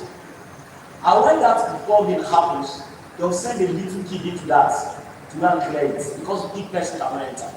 By the time that boy is coming out, to see him, even his skin is already white. Why subject people into that? What can we make robots that will do that for us? But we're going to be floating the law of Islam, that we are trying to replicate God's work. You are making robots that certainly not. But what we know is, when you are invading people's privacy, you know that one, you don't need to tell you. When your technology is stealing other people's data, you know. And we have to be mindful of it. One theft. That's why sometimes you should just pray that you should not die immediately after your final defense. If not, most of you will just go to hell. If I were the contractor of hell and heaven. Why? You didn't ask why. Because most of the words you use in your thesis, you are stolen. Why? You took a work, no acknowledgement. Is that not theft? And they will not slam you a degree. They say you got a first class or 2-1. Then you are stealing people's work and you are not acknowledging them. So when we are talking about ethics, it might not even be your technology, then in the making of your technology. How did you take permission from the right people? You use people's work without letting them know. Or you're stealing somebody's work 100% without acknowledgement. So all this we should factor in as Muslims. Last but not least, professional competence. What will kill you sometimes is what we call imposter syndrome. Imagine as you are right now, we're just carrying you now, chief technology officer of that company. Would you accept that appointment? You might die of depression the next day. Why? Because you will be grossly incompetent. And how do you now overcome incompetence? You say what? Learn. When people tell me I want to do this, I want to do that, then you don't have problem. The only problem you have is discipline. And as soon as you overcome that, you are good to go. So keep learning and learn the right way and engage in the right network. Ensure that what you want to do to contribute to humanity. And bi'idhnillah, inshallah, I wish you all the best in your endeavors. Jazakumullah khair. Can we say loudly Tawheed? Takbir. That's a punchy lecture within this range of 30 minutes because he was able to really define innovation, ethics, professional competence with similar examples that we are very, very familiar with. Imagine delivering the stuff with just a coffee cup, a coffee cup. Just imagine that, and that's why we call him one of our able director of Fertilism, the Art of Technology University of Ilorin. If you are going to be saying so our teacher, I'm the apprentice of Amman. So we ask Allah subhanahu wa ta'ala to increase our father in the path of righteousness and to grant him the beneficial knowledge of this life and hereafter. And that's Allah subhanahu wa ta'ala that all his startups and all his innovation should be increasing in profits and not in setbacks. Can we say Amen? So, inshallah, it may be so confusing at some point that he was trying to say, he was mentioning about nanotechnology, microchips, and all other things that involve technology. It's not just, the topic is not just to talk about technology or engineering. It's centering on whatever you guys are doing. The technology owns the world now. AI owns the world now. Why don't you leverage on what AI is doing? And in fact, in his speech, I happen to be one of the, I'm one of the victims of a particular point he mentioned, and that is personal to me and the lecturer himself. And it's something that I've been backing as an engineering student. The reality is that you coming to school as an engineering student, there are some prerequisites you don't have. But the fact that you are gotten into that field, it is a must for you to be, even if you don't like it. So if you like it or not, technology is here and it is here to stay. So let us do well as possible towards leverage of technology across our field as an agriculture student, education student, and on and on and on. So inshallah, if you have a question,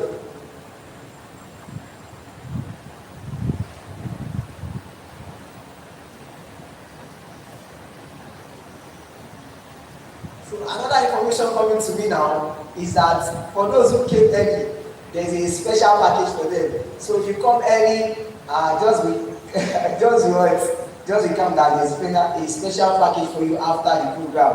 So it will be anyway, it will be a male, it will be a female. But I think it is a set of people, male and female. So some sets of people who came early, there's a special package for them. So you just have to wait. Just like I tell you, Namets is not just any other institution on campus. We have this legacy that we hold on to. And inshallah, we'll try to uphold on this legacy. Can we say thank you for us? So inshallah, standing on the existing protocol, you have to have questions after the lecture has been delivered.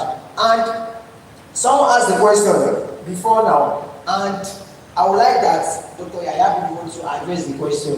But in order to have an open space answer, justify, if you have any questions, just entertain only 2 questions, then we go for the Kahoot session as our time to run this fast approaching. So, any question from the lecture delivered by Dr. Sulaiman Yahya from the audience? Any question from the stars end, the others end? So, if you do well to write, you can write it. Yes, we'll appreciate it, you can write it. So, please, just signify. Okay. Okay, I think there is no question for us. So, I would like to read out the question that was given to me. And I would like Dr. Sulaiman Yahya to give justice to this question. While we are waiting for that, the technical directors, are they here? Technical directors, Mr. Abdul Rashid. Okay, they are still in the technical room wishing for us. So, while we are waiting, Dr. Yahya to be done with the call, let me just read out the questions for us. How can I maintain sustainable wealth and still be professional, business-wise? And I think this one is a very good question to Mr. Yahya, because when it comes to entrepreneurship and business-oriented question, Mr. Yahya is a man for the job. So while we are waiting for his duration of the call, let us just go over Namets again. So you have a question, please do write it out. So let us just go over Nashid again. And before that, have you got the engagement challenge? Snap yourself in this gathering or tag Namets, University of Ilorin, on either X or LinkedIn. Tag Namets, University of Ilorin, either X or LinkedIn. The highest engagement by anybody is the person is going home with something. Even if you cannot reach you today, reach out to on your engagement classroom. So, Dr. Ayasa, you have a question, sir.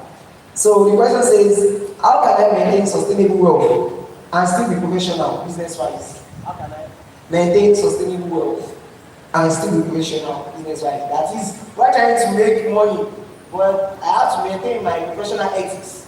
So that's the question, sir. Seriously, to be very candid, I think the question has even been answered by itself. If you are professional, ethics is also part of being professional. Anyone who is not ethical is not professional. You understand what I mean? However, maintaining sustainable wealth is even a little bit of a different topic. But if you're a professional, say you are employed, so there are 3 categories of building wealth. First is either you inherit money or you got given money somehow. You have to preserve it through investment. Second, you have to do business or entrepreneurship. Create things that people want and give to them. Third is either you work for people, which is now what our university system is building most of us for, to go and work for organizations. But I tell you, if you are not quality enough, you can be doing the same work and you're getting different pay because you are in a different role. Imagine being employed. Look at, for instance, now, I'm a lecturer in the University of Ilorin today. Imagine what my salary would have been if I'm a lecturer at Harvard. Then do I have what it takes to enter Harvard? Do you get me now? So now, what are you preparing for? Are you preparing yourself to be hired by Shell or Chevron? Or you are preparing for yourself to be... Of course, if you are not hired, let's say you are not hired by Shell or Chevron, maybe if FedTech is not hiring you, probably, I don't know any other organization that is as spread as these organizations like that. So now, but if you manage your finance, there's what we call personal financial management. And that's what I encourage most of my students. I tell them, when you start making money, learn how to save and how to invest ethically, so that your expenses will not be reoccurring on your earnings. Your expenses will be met by your investment. Let me give you an instance. Before you get married, let's assume you are able to save up to like 5 million naira before you get married. Let's assume a lot of people won't be able to get that opportunity anyway. Now you have 5 million naira. Let's put 5 million naira into use. How can we use 5 million naira? Let's look at businesses around. Let's even look at service business. Let's say with 5 million naira, you now open a photocopying center. While still working as an engineer for, let me say, wherever you are working. And as your engineering profession, they are paying you maybe 500,000 naira monthly. With your 500 million naira investment in a photocopying center, or let's say in transportation or oil, wherever, you can just put that money somewhere to make money.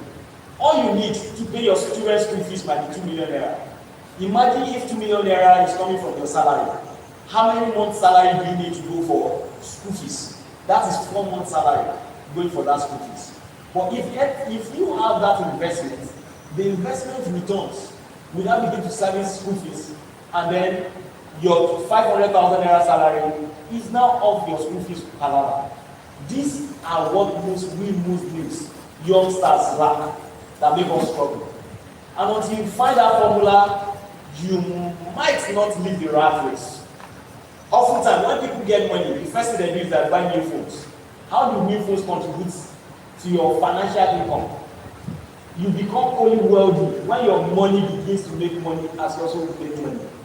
But when it is you making money to spend, then my brothers and sisters, somehow, yes, like you actually asked, you might get into ethical things because your money that you make might not be able to meet your expenses in the long run. So you have to buy. Look at Nigeria today. People are earning 70,000 naira. Even you as students, how much do you use to do transportation? So that way, you just need to do what we call personal financial management. And then, irrespective of it, stay ethical while being professional. Jazakumullah. Can you take an example of currency? At one point, you may not slow down. That which I've assisted is that build your expenses on your what? Investments. So you may go and get on it. I don't know how you want to do that. But build your what? Expenses on what? Investments. So that's just the big. So we have 42 years ready for the Mentimeter session, which is you all have to go to menti.com, then press the code 51317974, or you scan the QR code on the screen to join. So inshallah, by exactly 1:47, we are going to start the game. How the technical team are with us. So as of now, we have 47 players ready, and a total of 15 questions. And out of these 50 players, about just one person will go only 5-star. 54 players already.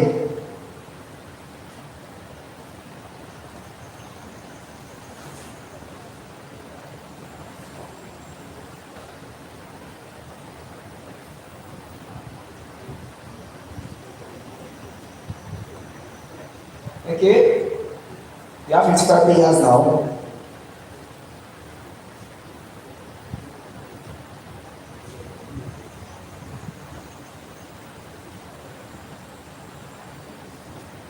So inshallah, the technical team, you have the floor now.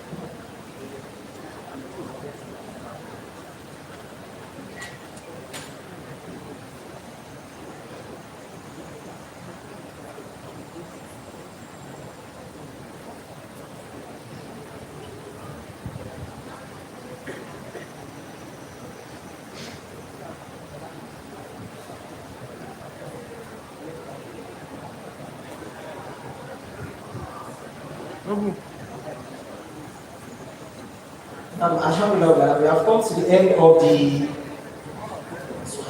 It was not decided our session compromised by mentimeter.com or sorry menti.com, and our winner for today's program is Saeed. Sorry, if that person is the person I'm thinking about, disqualify that person. Yes, it's official. So is the Said here? Kevinullah. You have said that you have some of the Said in the organizing committee, so the count is meant to be for the audience. So we have some matters to attend mission as about to require. So inshallah, you have to see me at the end of this session to collect your gifts. Kevinullah for me once again. So inshallah, we are coming to the end of the program. Just like I said, on your social media, tag Namets, on X, LAFETS_UIL. Then on LinkedIn, Namets University of Ilorin. You should tag them for your social post.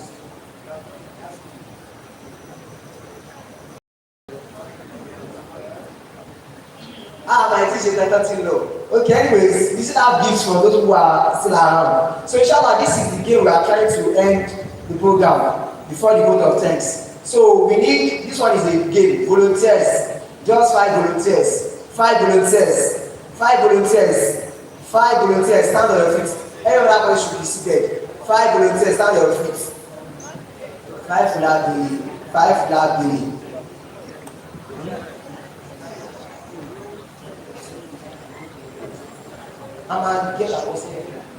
So the winner, we are going to get across the winner of the event by the end of today. So you have the 5 volunteers already. What I'm just saying, I don't know, but like, you are more than 5, I'm only calling 5. So maybe your brothers should sacrifice. You have 2 sisters already. So brothers should sacrifice, then 3 of you should come out. There are 3 already. You guys are, I know these brothers stood up early. I know about this brother, but I don't know about other people. So please step forward, step forward. So brothers should just take that route. You are coming up to the podium. It doesn't matter, maybe you are an engineering student or education, this one just be free. So sisters will come to this podium. So the concept of the game is very, very simple. And it's going to be a lovely one. And the winner will go home with a prize gift. So this is the game. The game is going to be about something. But before that, let us quickly go for a fastest finger. Fastest finger. We are going to finish this fastest finger before we leave this game. Glow users, we have them here. Glow users. Glow users.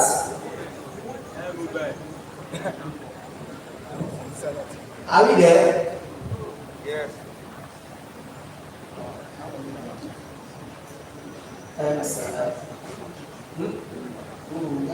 No, just want to be the last 5-star. You have the also already. Mr. Sahid is going to identify check. Mr. Sahid meets our community, our chairman. What did you can just substitute it for me. So, Glow users 7512 2355 2230 943. Who is the winner? Who is the winner? Who is the winner? Kabirullah Mr. Madi from BME. Kabirullah. MTN users.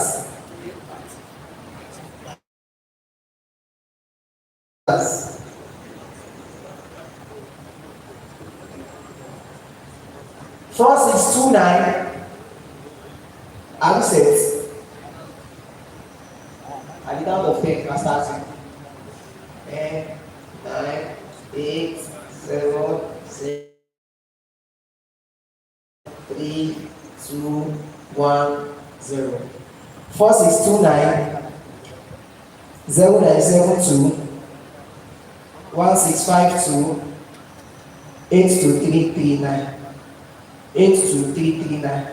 Who is the winner? I found what? It's okay. Can't pull out for you. My brother, you turn the phone. So this is the second time he's doing the session about Lawful. So enter users. Enter users.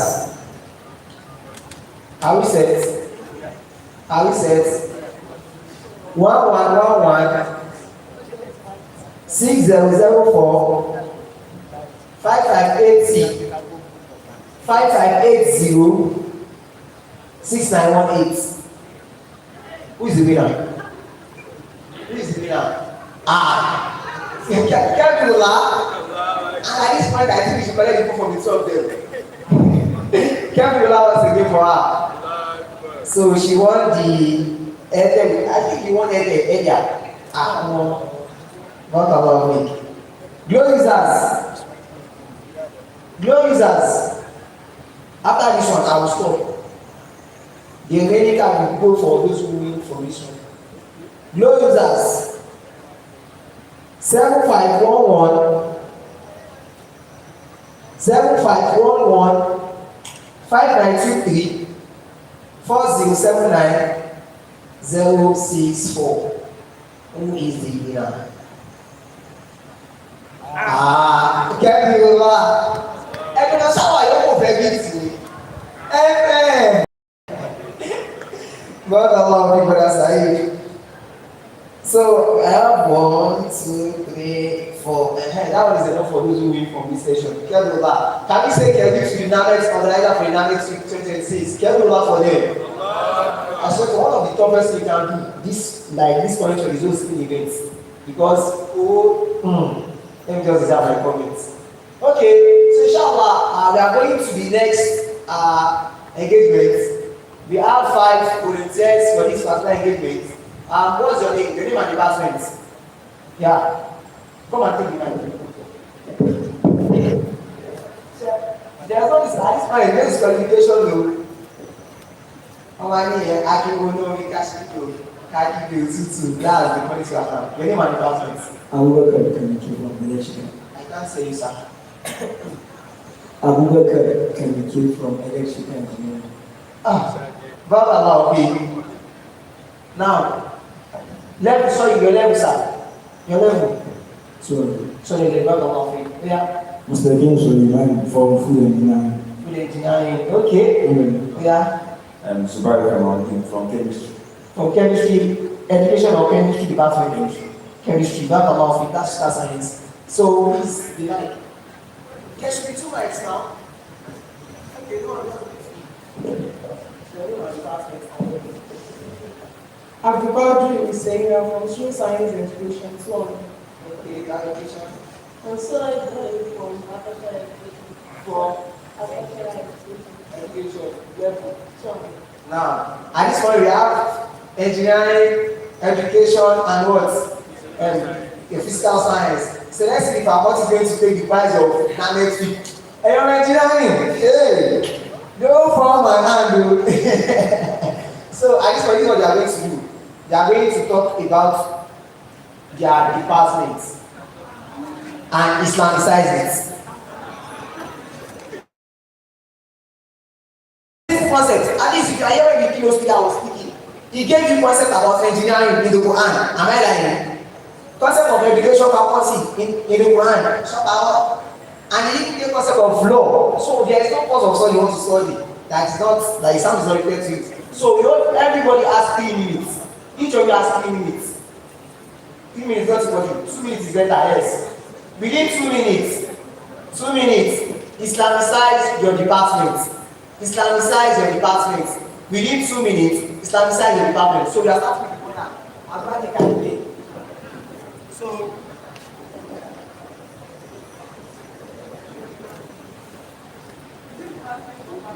see, wait.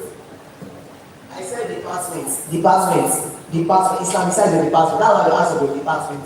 So Islamicize the department, 2 minutes. Baby, so let me step in. Timer, please.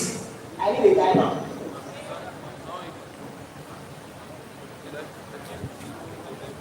What is it? Yeah, that's true. Your phones should be done at this point. At this point, don't put it on the table. There's no cheating. No cheating. Don't put it on the table. Drop your phone on the table. Very good suggestion. Drop your phone on the table. Am I disqualifying you? This is the problem with the department now. No, but anyone like the way you don't buy it. So we are going to be more to decide.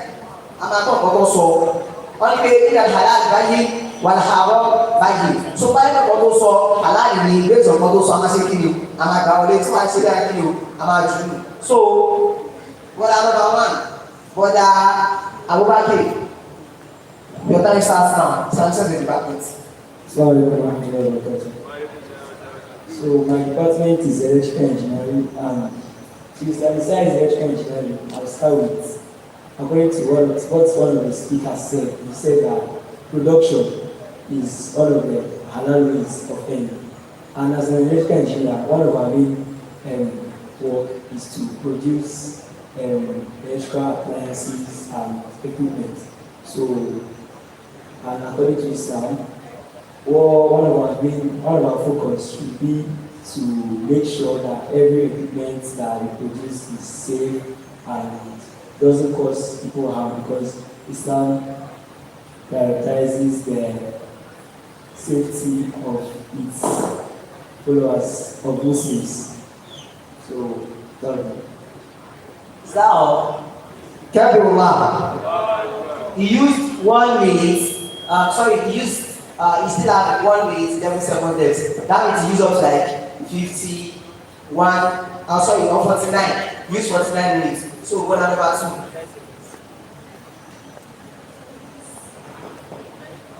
2. My name is Sustenance and I'm from food engineering. According to food engineering, it's my own aspect. It seems food engineering is one of the most someone cannot abide by this thing, because looking at food engineering right now, food engineering deals with more of production, innovative of new things, and which in that aspect you can make something that is not right.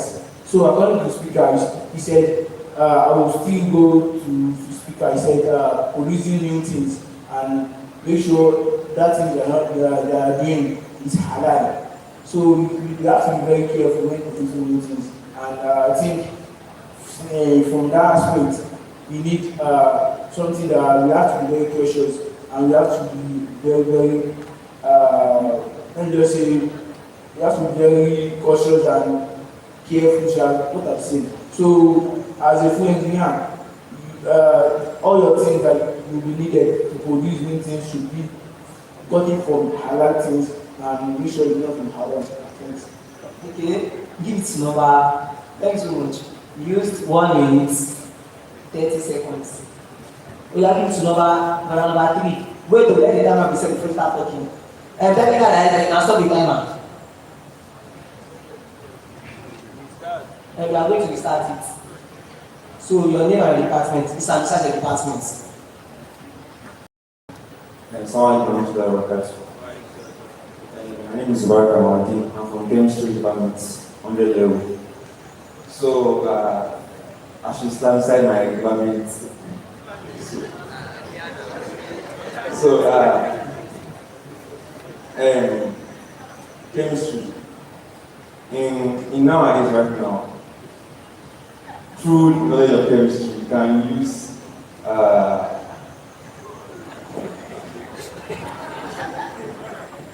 so through knowledge of chemistry, you can produce most of Islamic products. Even most of products like Jalania, Kimor, and everything is from chemistry also. Through knowledge of chemistry, most of things in here are through knowledge of chemistry. So I think chemistry can also help in Islam too. Can also help in producing things in Islam too. If you are not, you can just drop the line when you are done. You don't need to use up your time. Okay, that's all. Jazakumullah khairan to the brothers. Can't you Jazakumullah khairan to them? You let me comment now, sir.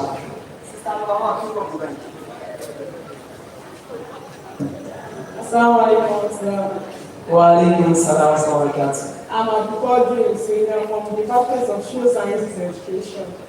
Instead of teaching sociology, economics, we can Islamize social science by teaching our students, by teaching our children or by teaching our students the morals, the hadiths of the Prophet Sallallahu and with the current situation of the country, like we can use the hadiths of the Prophet Sallallahu to teach our students, to teach our younger ones about what the Prophet has done.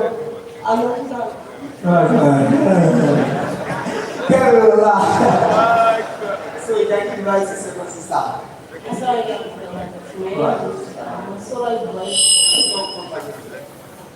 Also, going about science education pathways. Science education. We deal with teaching students the importance of agriculture and the importance of knowledge. In Islam, it is very important for someone to seek for knowledge. And the importance of planting of crops and plants that are good for human health. In agriculture deals with production of foods, herbs that are good for human health, and we deal with how importance of agriculture to human life is the importance of agriculture in human life is that production of foods, medicines, and production of ornaments that are good for natural life. And we deal with forestry, the importance of forestry, timber production, medicine are so good from them. Pharmacies, the other sciences, the collaboration of other sciences with agriculture. The collaboration of other sciences with agriculture is production of farm. Director, say that with you. Don't give the example of, I can't say that one of them. Don't go. Can I pick one of them now? Brothers, line up horizontally. Brothers, just line up horizontally, like straight. Sisters, line up horizontally at this side.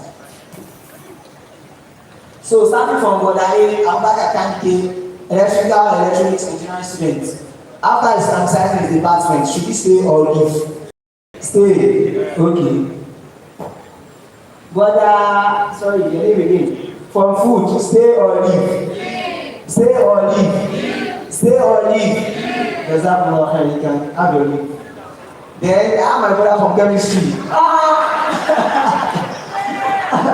See, I'm not going to call anybody back. If you really want to leave, you can go. Is he staying or leaving? Okay, okay, well, there's that one friend. It is very, very wonderful. So, we have the first sister. Is she staying or leaving? Yeah. She, from social science, stay or leave? Yeah. Stay or leave? Okay, the second sister, agriculture, stay or leave? Stay or leave? So, sister, with the surname, my name is surname. Thank you so much. Can you say the name of them? I think that's what they big. Now we only have these two brothers and sisters. And inshallah, I will not ask any further competition because I need to find out the real winner. Now, bring one concept from your after exercising your department. Now, for what you have been taught, bring one simple concept. You know, when Dr. Zahra was talking about, he said, bringing what you know. They're implementing it to what? To solve problems. Now, so one concept of what you have been taught, so let them right? I'm not sure one concept together. So one of the concepts you have learned from school. Now, assume that there is a problem in the society now, implement it. This one is not about Islam, it's about academics now. So, because we need to find the real winner of the gift. So, what I have right now, no, that's not first. I'm not for hand deliver. So,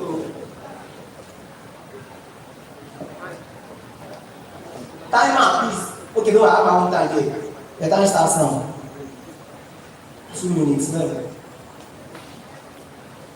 So, one of the topics we treated this semester was the use of a device they call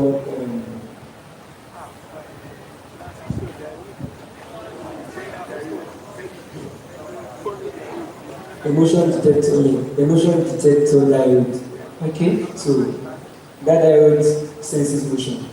So my innovation would be like to implement that diode in in security, like places that maybe someone may not be present there, but we want to be notified when someone passes that territory or when someone invades your privacy at that place. So you can just install that device and maybe connect it to your phone or any other means of notification that you might have. And wherever you might be, if someone invades your privacy, then you can get a notification from that guy. Okay, Oliver Mola Judge. You see this one? I'm not judging the doctor, I have to what is defending it. There's this content I usually see online. Someone will just walk up to you.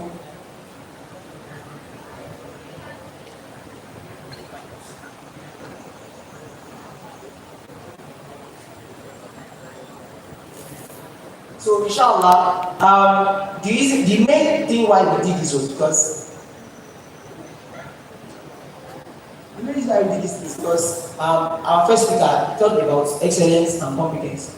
You can't define excellence and competence if you cannot clearly understand what you're actually doing. And this about the content later I told you about. If you just walk up to you without telling you before, he will tell you that you have a goal you want to achieve, and after you define your goal to him and see that the goal is visible, he's going to fund you.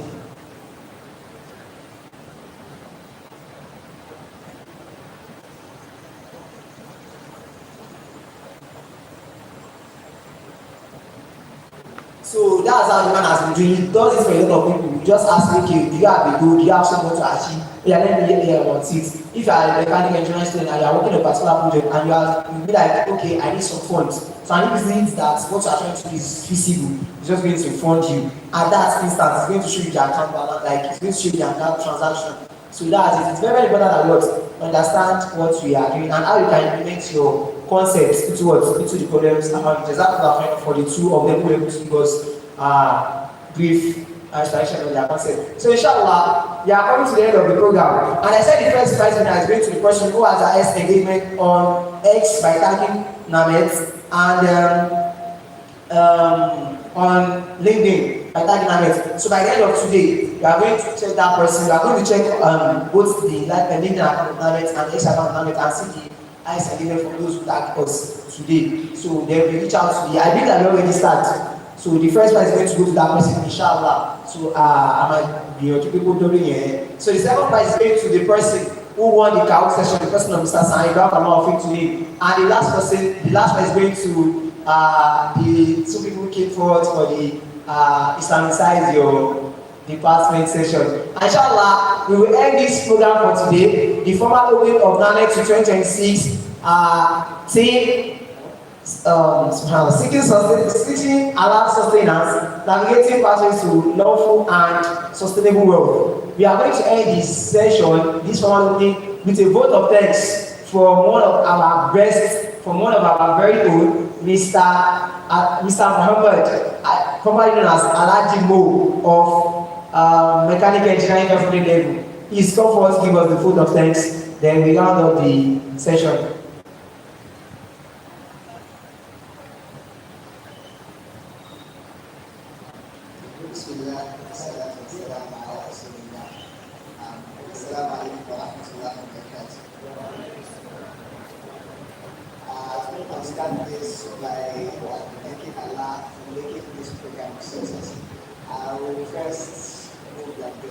So I know a lot of people might be surprised that I'm the one giving this, but it was given to me on the platter of gold. I didn't really work for it. But I pray Allah reward all the people that are involved in making this program a success.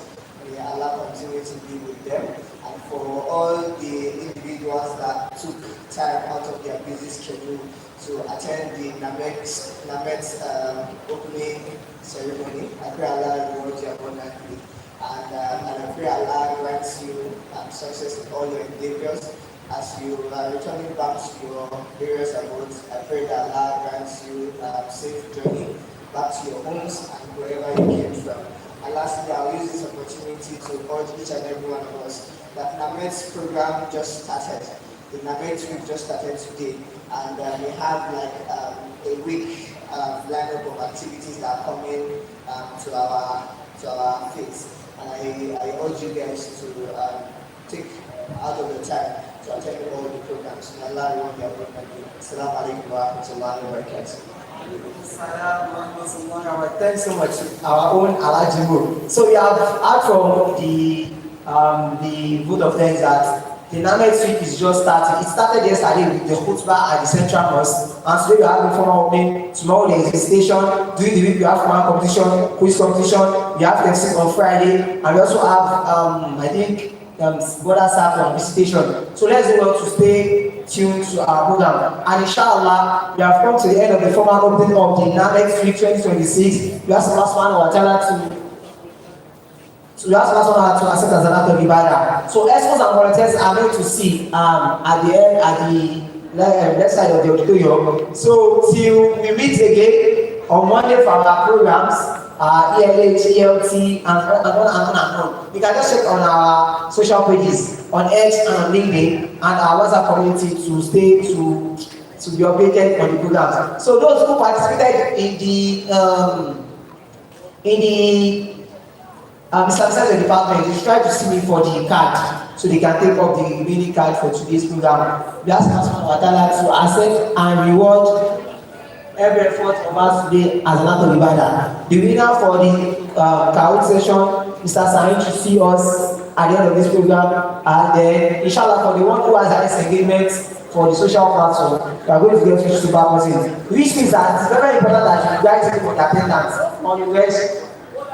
Sorry, brothers, you have to take that out. So let us take that out.